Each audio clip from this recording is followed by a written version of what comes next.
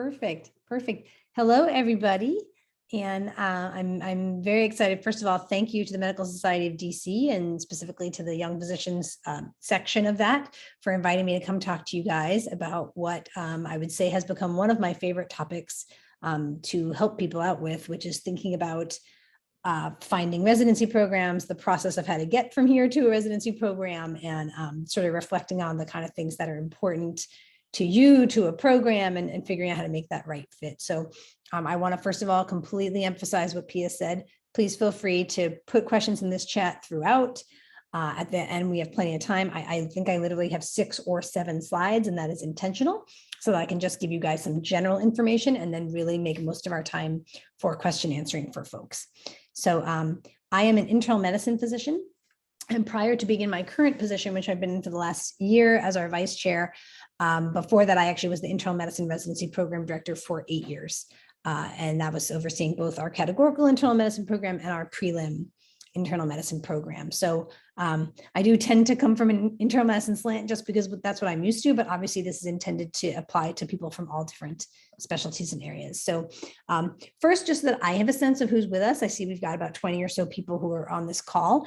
If you can just sort of type into the chat what field you're thinking of going into, what year you are in medical school, and then maybe what are some of your biggest fears about applying to residency. That way I can just get a sense for kind of where we are as a group, which will help me to direct people. So I'm just going to wait for a few moments and let people type those things in.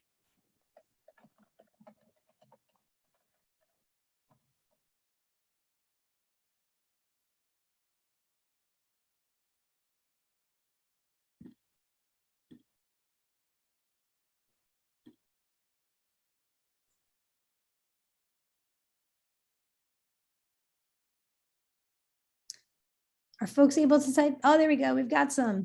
So we have a 4th year going to diagnostic radiology. Okay. Emergency medicine 3rd year. It sounds like we all have the same fear, which is not matching. Okay. Anesthesia 3rd year. Okay.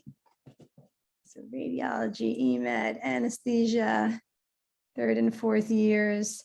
4th year internal medicine. Okay.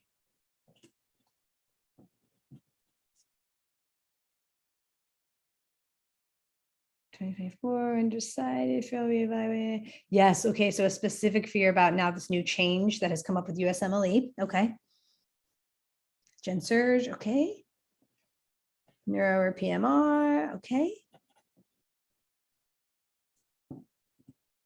I'm just jotting down some quick notes here too. So potentially IR, okay, or PEDS, onc, 3rd year, not having grades in research, okay. Maybe some questions about supplemental application that someone just messaged to me. Okay.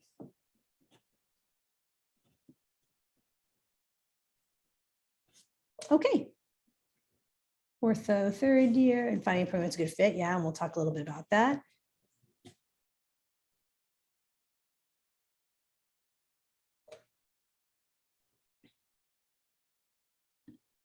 All right, so it sounds like the good news is we're all in a similar location, as you can see from the chat, right? So it sounds like we are mostly 3rd years, have a couple of 4th years here with us. So people who are really on the precipice of starting this process, or maybe just 1 year away from starting this process, all different fields that we want to go into, which is awesome. And then, as you can see, we really share the same fears, right? About potentially not matching, sort of trying to figure out how people are going to evaluate you. Do I have the grades? Do I have the research? Do I have the USMLE scores? Things like that. And how do I find a program that fits for me? So really the same right across the board. So let's talk about just some general overall advice about how to approach this process. And like I said, I want to leave plenty of time for questions, and people can always put them in the chat as well as we go too. So, you know, applying to residency is really like applying to anything else that you've applied to. And I know that this is a scary time. I know people get very anxious about the thought of not matching. I want you to remind yourself that you are someone who applied to and got into college. You are someone who applied to and got into medical school. And it is perfectly natural after that that you're going to be someone who applied to and got into a residency program. You know, the intention is that we have people go to medical school because we want to train them to be physicians. And therefore, it is in everyone's best interest, not only yours, but also society's, that we match you into a residency program afterwards so that you can practice. So, you know, with that in mind, sort of what should you be doing now to look ahead and think about your application. So really the time to start preparing for your ARIS application is now. And I tell that to everyone, even if everyone on this call is a first year. I say it's never too soon to just think about what are the things that I do and how will I keep track of those for my application. So most of you may already know this, but in case you don't, because you haven't officially done it yet, what is actually in your ARIS application, right? What's there? So it's really a combination of these things. There's a med school transcript, there's USMLE scores, and as someone has now just mentioned, now for many of you, there will be a pass-fail step 1 component of that. There's an MSPE, which people refer to as a dean's letter. There's your CV, which is going to be a listing of activities, research, and awards. There's a personal statement. There's letters of recommendation. That is really the only sort of things that are true content in your application. And so you can see that I put in some parentheticals, some of my kind of quick tips about any of those sections. I'm happy to answer questions about any of those, but you know, the med school transcript, there's really no quick tips about it. It's just going to be your transcript. It is what it is. USMLE scores, I think you guys raise a great point. Oh my goodness, all of a sudden they're pass fail on step 1. What is that going to make happen? You know, good news. If I were to ask a whole room full of program directors, what are they most nervous about this year? They would say, not sure what to do with pass fail step 1 scores. So you're not alone in that. I think we're all going to have to figure out how to navigate that new horizon. But it does, I think, raise the importance of some step 2 strategies for you guys, right? Because although step 1 is pass fail, step 2 is not. So I do have to say, I think that if you have a pass fail step 1 score, your step 2 score is going to be more important to have than it may have been in years past. So depending on the field you're going into, you may have previously heard advice, oh, take and do well on step 1, and then maybe you can wait on step 2. That actually was traditionally true for some fields. I think nowadays with step 1 being pass fail, if you have a pass grade, for example, I think it's going to be more important. People will want to see a step 2 score. So if I could give you advice about step 2, I would say my advice is I would take it sooner rather than later so that it is on your application. Take it when you feel ready to take it, I should say, so that it is on your application. We'll talk a little bit more about the components of a CV and thinking about research and activities and stuff like that. But your personal statement, I really can't emphasize enough, honestly, if I were to give you 2 tips on personal statement, it sounds like you're going to get a lot more tips in a few weeks on this. But the first is length.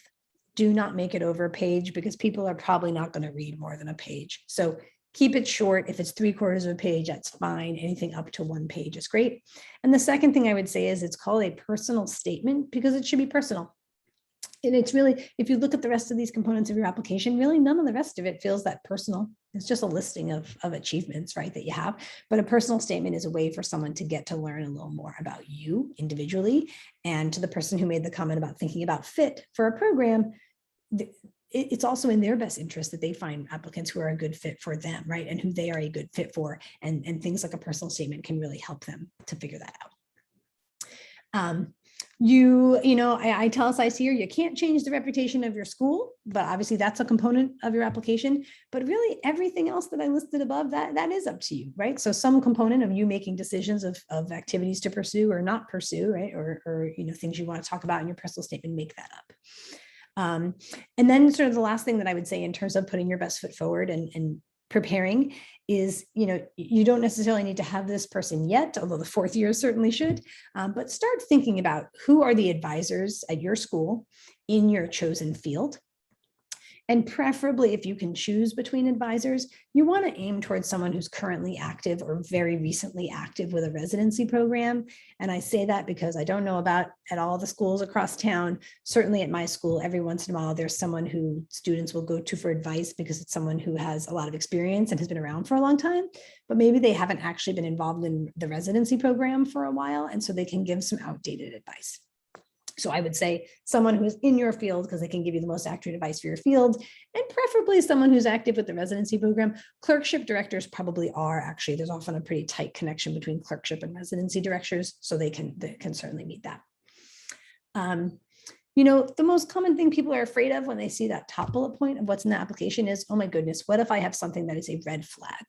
And a red flag would traditionally be maybe I failed a course, maybe I failed one of the USMLE steps. Those would be great examples. Maybe I had to take a prolonged leave away from medical school, and I have no way to, I have to find a way to explain that to people so they know why I had to leave in medical school, et cetera.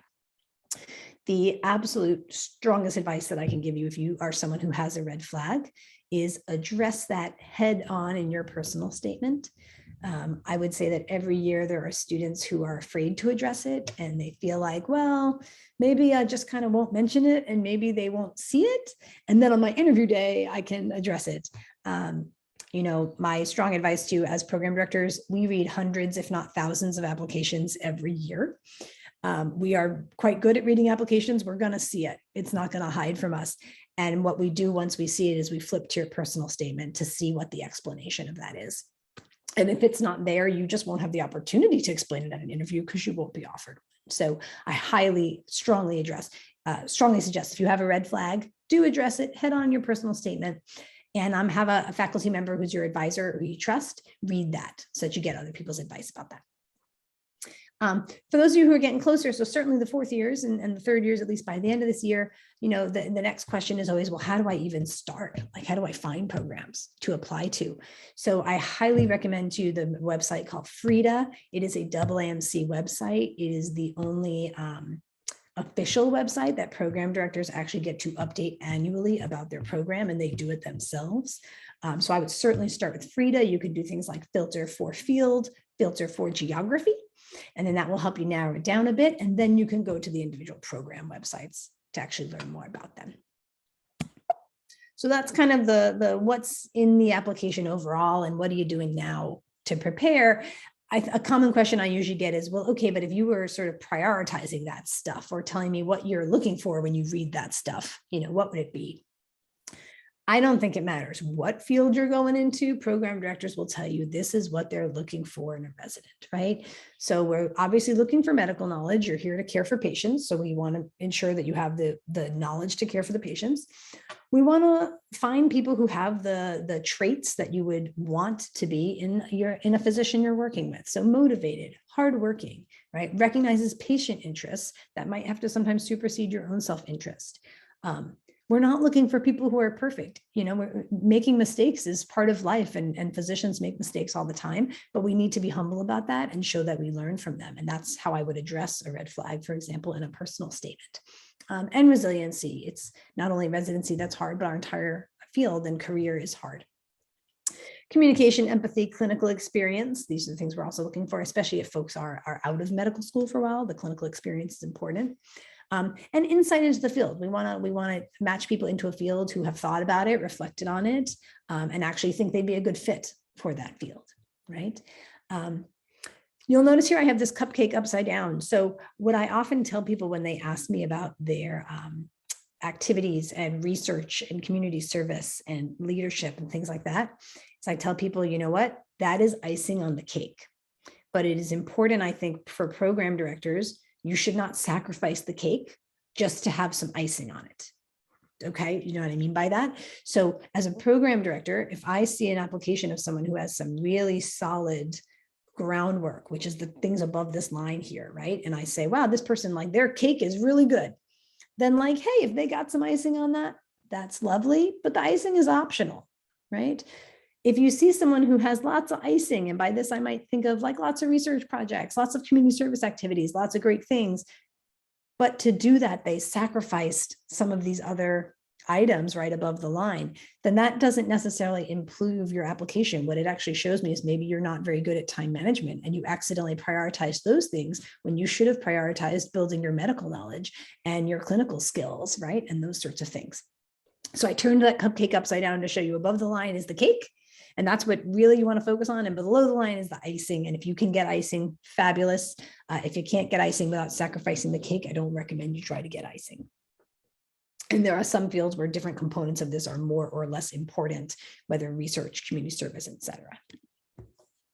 So let's say you've sort of been working your groundwork, throughout your 3 years, so you're ready to go. You've gone to FRIDA thinking about programs that you might apply to.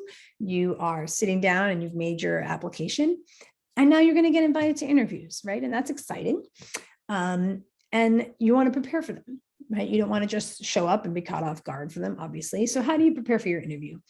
I would say the most important 4 components are these on this slide for any interview. So know your application and be ready to speak about any component on it. If you wrote it on the application, it is fair game for them to ask you. What I mean by that is every once in a while, I will get a question from someone where they'll say, oh, should I include this random research lab that I worked in when I was in high school? And it's pertinent because it's research and it was scientific research, but, I don't know if it should still be on my application. And I always ask people, can you speak knowledgeably to that? Because if you cannot currently speak knowledgeably to that, you either need to go study so you can, or don't put it on your application. Because if it's there, someone can ask you about it. Second, read the website. Every residency program has a website. And I liked nothing better as a program director than when people would show up to the interview and I would say, hey, tell me what kind of questions you have about the program. And they would actually pull out a list and say, hey, I reviewed your website and I saw that you have, an underserved medicine pathway. I wonder if you can tell me more about that, right? Or I looked at your website and I noticed you had this.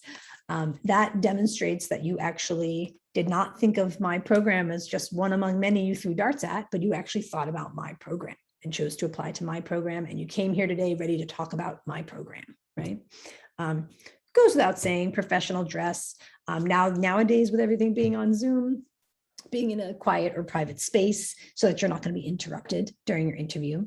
And then lastly, just important, right? Being positive, being upbeat, being polite to everyone with whom you interact. So I would assume that every single person who you touch in any way during the interview process is someone who will have a say in scoring how you performed. So do not mistreat the coordinators, do not mistreat staff, do not assume that residents who you meet don't have a say, but actually assume that that everyone who meets you today will be able to say how their interaction with you was. And that's hard. I know it's a long day, especially if it's a long Zoom day, to stay positive, stay upbeat, and stay interactive, but it truly is important to do that. So a word about fit, and I love that someone mentioned, hey, thinking about programs that fit them. There's a lot of different components that may go into when people use the phrase fit. So what I really recommend is for you guys to take the time now, no matter which year you are, 3rd or 4th, to really start to reflect, like, what is it that I'm looking for? And what kind of scenarios do I thrive best in as a learner? Because that's what's going to help you figure out what fits with you. Okay. And this answer will be different for all sorts of people. Don't get thrown off by other people's answers. You need to reflect and stick with your answers. So one thing about fit might be location and size. Here's what I'll say about location. You're too old at this point to pretend location doesn't matter to you. It does. It does. You have people who you love who are in certain parts of this country and you potentially want to be near them, or at least in a city that has direct flights to them, or maybe in the same time zone as them. That's legitimate, so don't, every year I meet with at least a few students and I say, where do you think you want to go geographically? And they go, I'll live anywhere.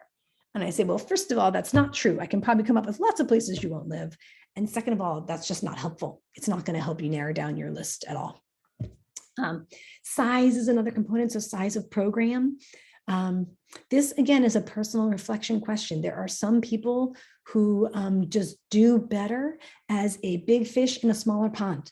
And maybe a smaller program would just make more sense for you. It's just more comfortable and it's a way that you thrive better.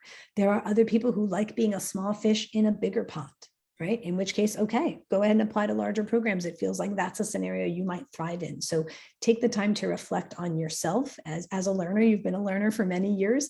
What sorts of scenarios like that have you really thrived in and liked and been the most comfortable? And that might help you with a bigger or smaller program question. There might be patient populations you're interested in. So I am interested in caring for underserved patients, which is part of what I love about being in DC. Perhaps you're interested in patients who speak a certain language, patients who have certain illnesses, et cetera, that you might see more or less of at different programs. There might be other particular or unique training at a program. So maybe there's I mentioned we have an underserved medicine track at GW for our internal medicine folks. There are some programs that may have sort of ways you can kind of like bypass some specialty training and for fellowship training afterwards. There are programs that might have medical education training or health policy training or things like that. That again, that's kind of icing on the cake for the program, right? So I wouldn't pick only for that, but something to think about if you're interested. The word culture of a program, gosh, it's hard to define that, right? And hard to identify that, but this is what people refer to when they mean like, what does it truly feel like to be here? I think that virtual interviews are a great thing. Actually, they save you lots of time and lots of money. But if I could pick one downside to virtual interviewing, it's that it is harder to tease out culture because you're not just wandering around a place, right? And sort of seeing who's around. The best way to, I think, learn about culture is to ask the residents who you meet, preferably those residents when attendings are not around, because they'll give you some honest answers about their experience. And then lastly, one thing about fit might be schedule. Let's be real, no intern has a great schedule. So I'm not saying that to say you're going to have a wonderful schedule, but again, reflect on yourself. There are some programs that do more of the overnight shifts and some programs that do more of the extended shifts. And there are other programs that don't really do that at all anymore. And, part of that can be personal preference, but there are a number of people who just really feel ill when they try and do that to their body. And I always tell people, if you have noticed that about yourself already in medical school, you have nothing to prove. You don't need to make yourself do that throughout residency. If you have noticed that you actually cannot work nocturnal shifts, don't choose a program that has more of them than other programs, for example. So think about that. And again, I mentioned you can review the program website. A typical question I often get from people is, well, Dr. C, I looked at the program websites and they all say the same stuff, which is we do clinical care, we do research, we have an academic mission or do service. And what I always tell people is, you know what, they may have similar things they write because we all share the same tripartite mission, but pay attention to the order they write them in and what they sort of choose to put forward and make the sort of first page, right, that you see. And I really do mean that. Again, we have the tripartite mission. According to the ACGME, which is our accreditation body, we have to do a lot of the same things as each other. But for example, if you were to go to the website for GW's internal medicine program, you would find that there is information about research and about scholarly opportunities, but there's actually more information up front about clinical care, especially clinical care as it relates to public health and underserved patients. And that's really our way of communicating to people, hey, we do certainly have research opportunities, but really we are very forward in our clinical care of underserved patients. And if that works for you and is a fit for you, please consider our program. But if it doesn't, you may not be a fit here. So do pay attention to order because the order matters. And that's where they're trying to give you cues about fit. So I'm going to stop there in terms of like slide information, just overview information. But what I was hoping that people would have general questions and that we can sort of talk about those. So it sounds like there are some questions, and let's see if I don't know if I can find them or if Nicholas can tell me them, what the best way to see them is. Hi, everybody. Sorry for being a little bit late. I'm here in Chicago on my trauma surgery away rotation, and there was an emergency that was called. So I joined a few minutes later. But first of all, I just want to thank Dr. Catalanotti for that excellent presentation. That was a really great overview of the residency application process. I do have a couple questions for Dr. Catalanotti. So the first question that we got was, what strategies do you have for us when filling out the ERAS experiences section?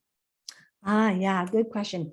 So I think of the experiences question. This is all basically a CV, right? For you, or a resume, right? For things.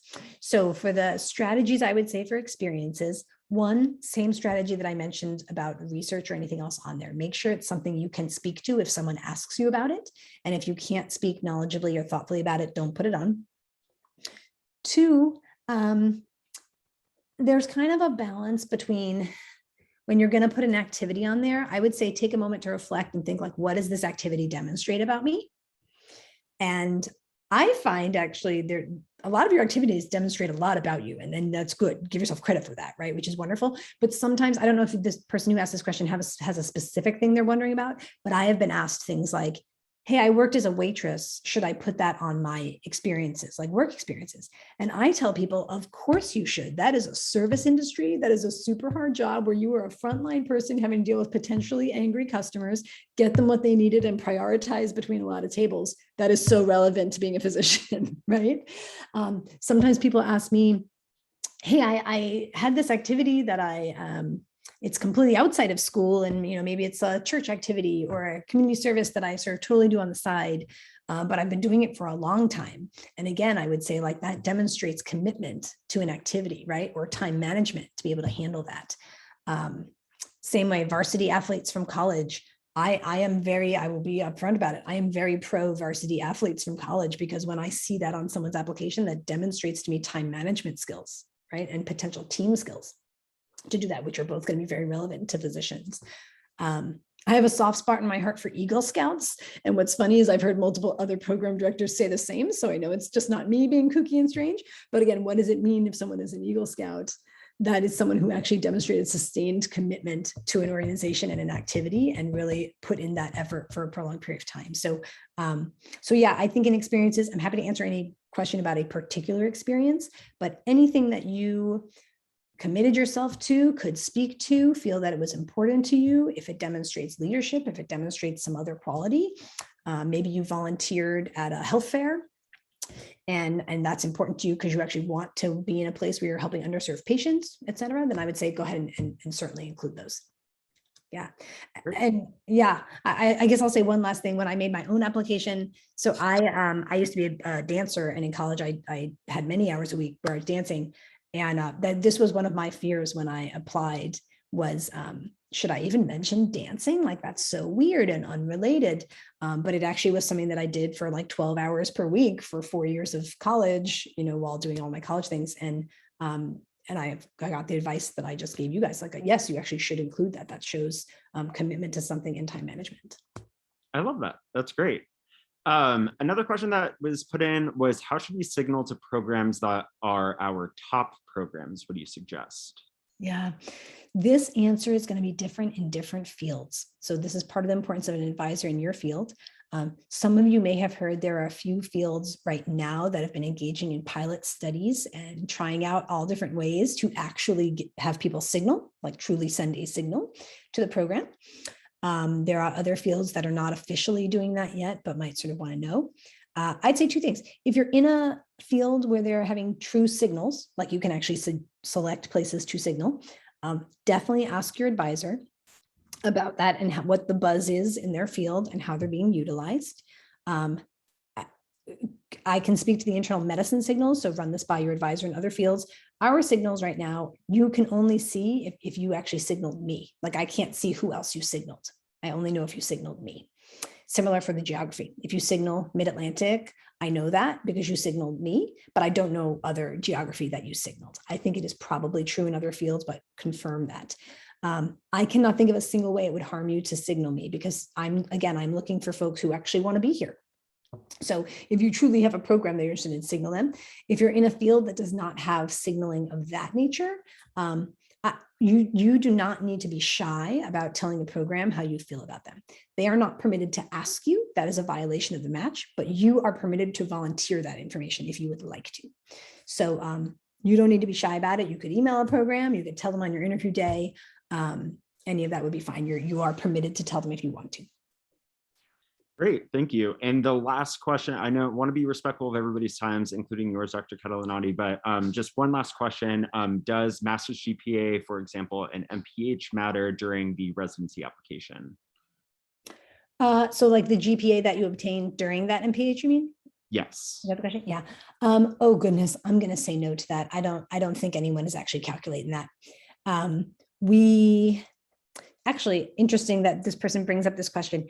What I have learned in my years as a program director is sometimes if you were at a university for medical school and you were also there for college, a funny quirky thing happens where some schools, when you send a transcript, it actually sends your whole transcript of all your time with them. So I've had a couple of students where I actually got their undergrad grades too.